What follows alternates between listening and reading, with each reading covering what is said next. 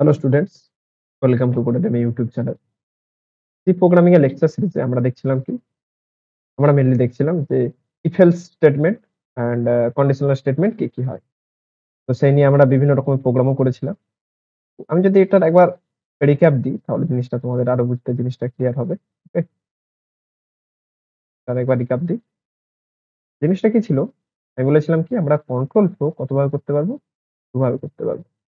Sorry ৩ ভাবে করতে পারবো। কন্ট্রোল ফ্লো আমি কতভাবে করতে পারবো? ৩ ভাবে করতে পারবো। একটা কি ছিল আমার কন্ডিশনাল স্টেটমেন্ট বা রিডাকশনাল স্টেটমেন্ট। Another ছিল iterative statement and another is jump statement. তো আমি কন্ডিশনাল স্টেটমেন্টের মধ্যে if else এগুলো করিয়েছিলাম লাস্ট ক্লাসে এবং সেই নিয়ে বিভিন্ন রকম প্র্যাকটিস প্রবলেমও করিয়েছি। তো তোমরা সেই ভিডিওগুলো চেক আউট করতে পারো। নেক্সট আজকে যেটা নিয়ে বলবো সেটা হচ্ছে if else if else।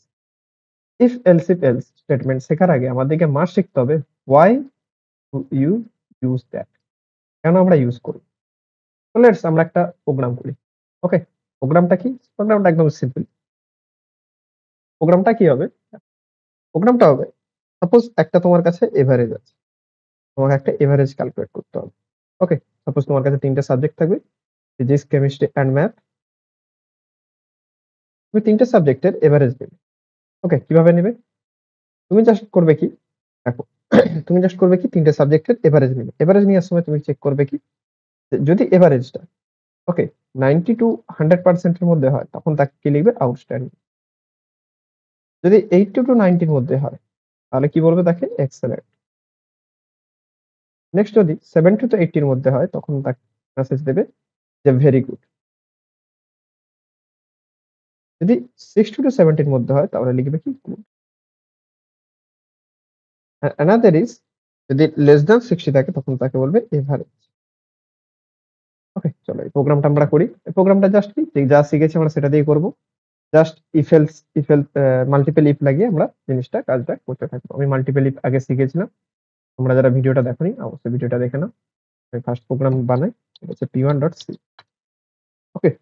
তো আমি এখানে লিখি প্রথমে হেডার ফাইলটা as include stdio.h int main। ওকে? তো এখানে প্রথমে ৩ টে ক্লাস নেব। Physics, chemistry and math. Okay? আমি এখানে লিখলাম কি printf enter the subjects number. ৩ টে সাবজেক্টের নাম্বার ইনপুট নিলাম। ৩ টা সাবজেক্টের ইনপুট নেওয়া কিভাবে নেব সেটা হচ্ছে scanf এর মাধ্যমে। scanf এর মাধ্যমে আমি নাম্বারটা ইনপুট নিলাম। Physics, chemistry and okay? তো প্রথমে আমি এভারেজটা ক্যালকুলেট করে নিই। ফ্লোট এভারেজ ইকুয়ালস টু কি হবে? Physics plus chemistry plus math by 3.0। কেন 3.0 লিখলাম? কারণ আমি তোমাদেরকে যখন ডিভিশনাল অপারেটর পড়াই তখন আমি বলেছিলাম কি? যদি আমরা ইন্ট ডিভাইডেড বাই ইন্ট করি সেটার উত্তর সবসময় ইন্টই আসবে। ওকে? যেমনটা কি? সাপোজ আমি যদি করি 9/2 সেটা কিন্তু কোন সময় 4.5 আসবে না। এটা সবসময় 4 ই আসবে। ওকে? তো কি করে আমি 4 পয়েন্ট পাবো? আমি যদি 9/2.0 করি তখন কি আসবে আমার উত্তর? তখন আসবে আমার 4.5। অথবা যদি 9.0/2 করি, এই দুটোর মধ্যে যেকোনো একটা করলেই কিন্তু আমার 4.5 আসবে। অর্থাৎ কি? আমাকে এই দুটোর মধ্যে, দুটো অপারেন্ডের মধ্যে একটা অপারেন্ডকে মাস্ট ফ্লোট থাকতে হবে যদি আমি ফ্লোটিং পয়েন্ট ভ্যালু এক্সপেক্ট করছি তাই। ওকে? তো সেই লজিক অনুযায়ী আমি এখানে তার জন্য এখানে 3.0 লাগালাম। দেন আমি এভারেজটা প্রিন্ট করে দেব। Printf average equals to percentile d sorry percentile f. এখানে এভারেজটা প্রিন্ট করে দেব। জাস্ট এখানে একটা স্ল্যাশ এন দিয়ে দিই নিউ লাইনের জন্য। এবার আমি এই কাজটা করব যে কাজটা আমি বলেছিলাম। দেখো, যদি 90 টু 100% মধ্যে হয় তাহলে কি লিখবো আমি? আউটস্ট্যান্ডিং। এখানে মেসেজ করে দিলাম আমি। If average greater than equals to 90 and average less than equals to 100 তখন কি লিখবো আমি? তখন লিখবো আমি printf outstanding. Okay? Another next. Next আমি আবার একটা ইফ দেব। তো আমি সাপোজ এটাকে কপি করে নিই। নেক্সট কি হবে দেখো। নেক্সট হবে আমাদের 82। 82 যদি 70 এর মধ্যে থাকে তখন আমি তাকে কি বলবো? 80 টু 89 82 89 এর মধ্যে যদি থাকে তখন আমি কি লিখবো? তখন লিখবো আমি যে excellent. Sorry for typing mistake. এটা আমি কপি করে নেব। কপি করার পর এখানে কি লিখবো আমি? 72 79 72 79 এ লিখবো ভেরি গুড, ভেরি গুড। আচ্ছা, তো 62 টু 69 কি হবে আমাদের? গুড হবে। 62 টু 69 গুড হবে। ওকে? আচ্ছা, আর যদি এভারেজটা বিলো 60 হয়ে যায় তখন কি বলেছিলাম আমি? তখন কি লিখবে? এভারেজ। ওকে? তো লেটস রান দ্য প্রোগ্রাম। ওকে, লাস্টে কি লিখবো আমি? রিটার্ন জি। এটা হচ্ছে হয়ে যাচ্ছে আমার পুরো প্রোগ্রামটা। ওকে? তো এবার আমি কি করি? 3 আমি নাম্বার ইনপুট নিই। ইনপুট নিয়ে আমি কাজটা দেখাই। ওকে? তো সাপোজ আমি ইনপুট নিলাম ফিজিক্স, কেমিস্ট্রি, ম্যাথের। সাপোজ এখানে রান নিতে প্রথম আমার একটু সময় লাগে। তো প্রথম সাবজেক্টের নাম্বার দিলাম suppose 82, next 96, sorry 96 and then 73। তো দেখো এখানে আমার এভারেজ কত দাঁড়াচ্ছে? 83। 83 টা কোন রেঞ্জের মধ্যে পড়েছে দেখো? 80 টু 89, তার জন্য এসেছে এক্সেলেন্ট। তো এই প্রোগ্রামটা আমরা ইজিলি হ্যান্ডেল করে নিলাম। ওকে? ইউজিং ইফ, মাল্টিপল ইফ দিয়ে। দেখো আমি এখানে মাল্টিপল ইফ ইউজ করেছি। দেখো এখানে মাল্টিপল ইফ ইউজ করেছি, তার জন্য এখানে ভেরি গুড আছে। বাট কি করে এটা এক্সিকিউট করব? ওকে? সেই জিনিসটা কিন্তু তোমাদেরকে দেখতে হবে। দেখো আমি দুটো ভ্যালু নিলাম। ওকে?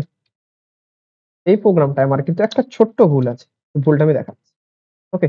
দেখো দুটো ইনপুট নিয়েছি, সেই দুটো ইনপুট নিয়ে তোমাদেরকে আমি দেখাবো যে কি ভুলটা করলাম। ওকে? দেন তোমরা বেটার বুঝতে পারবে যে কি ভুলটা করেছে।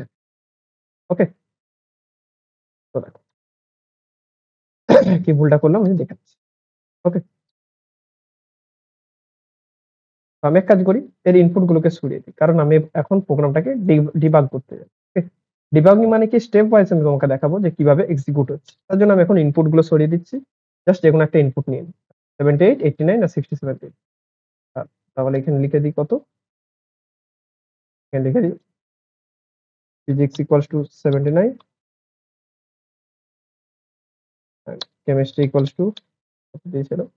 physics 70 78, 89, 78, 89 and math ছিল কত আমাদের? 67। তো দেখো আর আমার এভারেজটা কি করে বেরোচ্ছে আমরা সব দেখব। প্রথমে আমরা ডিবাগ করার জন্য এখানে click to add break point করব। দেন জাস্ট F5 প্রেস করলেই আমাদের কি হয়ে যাবে দেখো। আমাদের এখানে সাজেস্টেড দেবে। এখানে সিলেক্ট এ কনফিগারেশন এ এখানে আমি ক্লিক করব। দেন ক্লিক করার পরে আমি এখানে ডোন্ট শো এগেইন করাবো, এটা নট নাও করে দেব। ওকে? তো নট দিস ওয়ার্ক প্রেস করলাম। এরপর থেকে আমাদের কাজ শুরু হয়ে যাবে। দেখো আমাদের VS Code এ প্রথমে একটু টাইম নেবে। প্রথমে একটু টাইম নেওয়ার পর আমাদের শুরু করে দেবে ডিবাগ। তো দেখো আমি স্টার্টিং এ কি করেছি? ফিজিক্স এর মধ্যে 78 দিয়েছি। ওকে? তো F11 প্রেস করব, দেখো ফিজিক্স এর মধ্যে কত চলে এসেছে দেখো? ফিজিক্স এর মধ্যে 78। আর বাদ বাকি সব দেখো এগুলো সব গার্বেজ ভ্যালু আছে। কেমিস্ট্রি, ম্যাথ আর এভারেজটা এগুলো ওয়ান বাই ওয়ান আমি দেখতে থাকবো। ওকে? তো নেক্সট আমি কিসে যাবো? দেখো নেক্সট আমি আসবো আবার F11 প্রেস করলে দেখো কেমিস্ট্রির মধ্যে 89 পুশ হয়ে গেছে। যার জন্য এই ইনস্ট্রাকশনটা যখনই এক্সিকিউট করলো সঙ্গে সঙ্গে কেমিস্ট্রির মধ্যে 89 চলে আসে। নেক্সট দেখো ম্যাথ ইকুয়ালস টু 67 করলাম। তাহলে দেখো ম্যাথের মধ্যে 67 চলে এসেছে। তো এই ৩ টে স্টেটমেন্ট যখন এক্সিকিউট করলো তখন কি অ্যান্সার আসলো আমার? Physics equal to 78, chemistry equals to 89 আর ম্যাথ ইকুয়ালস টু 67। নেক্সট কি আমি করলাম? ফ্লোট এভারেজ ইকুয়ালস টু ৩ টে যোগ করে 3.0 দিয়ে ভাগ। ওটা যদি আমি ক্লিক করি দেখো এখানে আমাদের কত চলে এসেছে? 78। আর এভারেজ কত এসেছে? 78। আচ্ছা, 78 কোন রেঞ্জের মধ্যে হওয়ার কথা? তার আগে আমি দেখব কিভাবে এক্সিকিউট হচ্ছে। একবার আমরা দেখে নিই। তো প্রথমে আমার এই ইফটার মধ্যে কন্ডিশনটা চেক করলাম। দেখো এই ইফটার মধ্যে কন্ডিশনটা চেক করলে কি হবে? ফলস হয়ে যাবে। তাই পরের ইফটাই আসলো। ওকে? তো পরের ইফটাই আসলো। পরের ইফটাতে আবার দেখো কন্ডিশন চেক হবে। দেখো এই ক্ষেত্রে আমাদের কি হবে? কন্ডিশনটা ফলস হবে কারণ এটা এভারেজটা আছে 78। ওকে? এভারেজটা আছে 78। বাট আমাদের এভারেজটা আমাদের এই কন্ডিশনটা কি দিবে? ফলস দিবে। ওকে? তো নেক্সট আমি যখন F11 প্রেস করব দেখো এবার চেক করব কি 7 টু 79 এর মধ্যে আছে? হ্যাঁ, এবারে কিন্তু আছে। তো 70 টু 79 এর মধ্যে কোন এভারেজটা কিন্তু লাইক হচ্ছে। তো এই কন্ডিশনটা ট্রু হবে। এই কন্ডিশনটা ট্রু হওয়া মানে দেখো প্রিন্টে ভেরি গুড প্রিন্ট করাবে। ওকে? তো যে ভেরি গুড প্রিন্ট করালো দেখো একটা ভুলটা এখানে হয়ে গেছে। যেই স্টেটমেন্টটা কমপ্লিট করে দিল এই ইফটা যখন আমরা কন্ডিশন চেক করলাম, তারপর ভেরি গুডটা প্রিন্ট করালাম, স্টিল আমাদের বাকি কন্ডিশন গুলো দেখো আবার চেক। এই দেখো এখানে চেক করলো, আবার এখানে চেক করলো, দেন রিটার্ন 0 করে বেরিয়ে এলো। তো এটা হচ্ছে কিন্তু আমাদের প্রোগ্রামের একটা ফল্ট।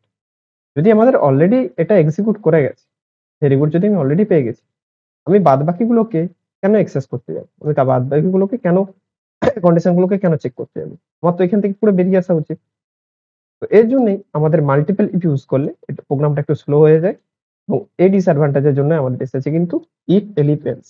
এখানে কিন্তু এই জিনিসটা থাকে না। তো আমি নেক্সট ভিডিওতে দেখবো যে কিভাবে এটা ইফ এলিফ এলস দিয়ে করতে থাকবো আমরা। ওকে? তো আমি তাও একবার কুইক রিক্যাপ এটা দিয়ে আমি দেখিয়ে দিই। 82, 96 and 73. 82, 96 and 73. ওকে? জাস্ট আমি ডিবাগিংটা আবার শুরু করে দিই, দেখিয়ে দিচ্ছি জাস্ট।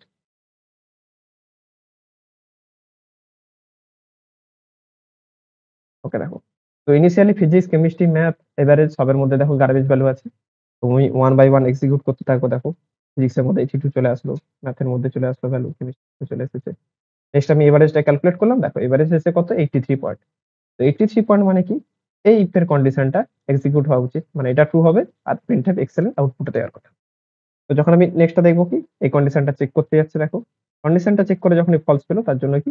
ভিতরে আউটস্ট্যান্ডিংটা প্রিন্ট করতে গেল না। নেক্সট কন্ডিশন আসলো, যে এটা ট্রু দিবে সঙ্গে, সঙ্গে দেখো প্রিন্টএফ এ আসলো।